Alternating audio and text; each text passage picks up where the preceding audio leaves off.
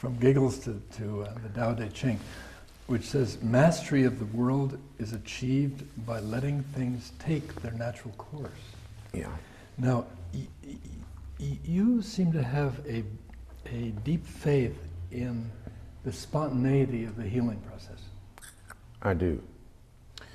And it's a faith that I earned, by letting things happen.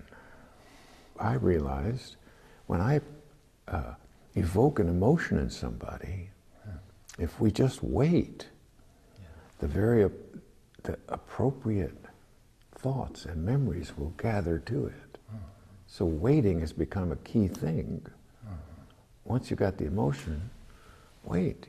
The exact information you want, the information, the memories and the beliefs that make sense of the person's behavior will come to you. You don't have to look for them. You just wait, they'll show up. And the memory that explains the behavior is going to come because the emotion is present. And I've seen it happen over and over again. So when somebody gets emotional, I just have somebody have a hand on them, silence, and wait. I want to follow them. I want their process to unfold spontaneously, take its natural course.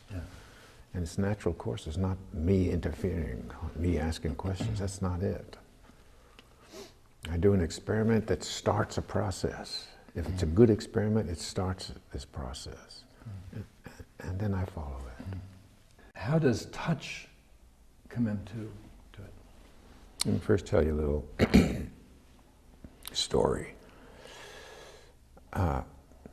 When my daughter was maybe 2, my wife was holding her like this, and my wife and I were talking, and just jokingly, I started to make believe I was sad. I went, just fooling around. This 2-year-old baby girl reaches out, puts her hand on my shoulder.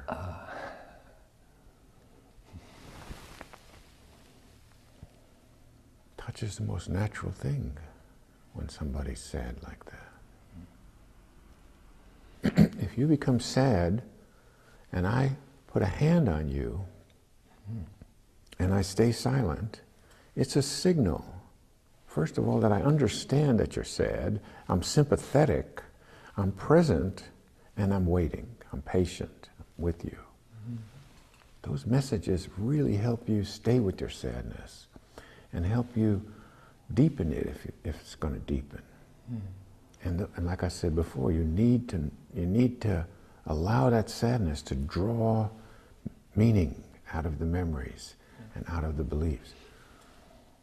So touch is essential in this case. What was the first experiment in mindfulness? How did that come up? Well, this woman was talking, I had her in a bioenergetic posture, right? She was standing up with legs bent a little bit, and she was talking about herself, and I could hear in her talk about herself that she didn't think she was a good person. And I just thought, I was also practicing mindfulness. I was a student of Buddhism, and I was meditating, and I asked her, okay, why don't you, because I just wanted her to notice what would happen if I told her the opposite. So I asked her to get quiet and calm, and I don't know if I used the word mindful, but just to notice what happens, get calm and notice what happens. And I said to her, you're a good person. And she started crying. When you work with a client, what are your first steps? Well, the first thing I do, I have several things going on at once, but my primary responsibility at first is to bring myself into a state of loving presence, and that usually requires that I find something about the person that makes me feel compassionate, loving, inspired and curious, So I spend time getting ready. Now that might only take 15 seconds. And at the same time, And another part of my mind is trained, you know, just like I've got a part that's breathing. I don't have to stop breathing to do this.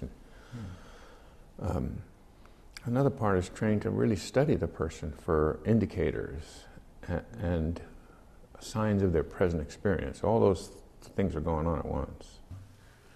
So it was a gradual evolution out of that forceful techniques. And at first I was enamored of the techniques, you know, I borrowed people's techniques. And then I realized, wait, there's a whole set of ideas that tells you when to use a technique, and that's called the method, right? So then I focused on the method for a while. And then I realized, wait a minute, there's a relationship involved. That this whole thing is taking place within this relationship.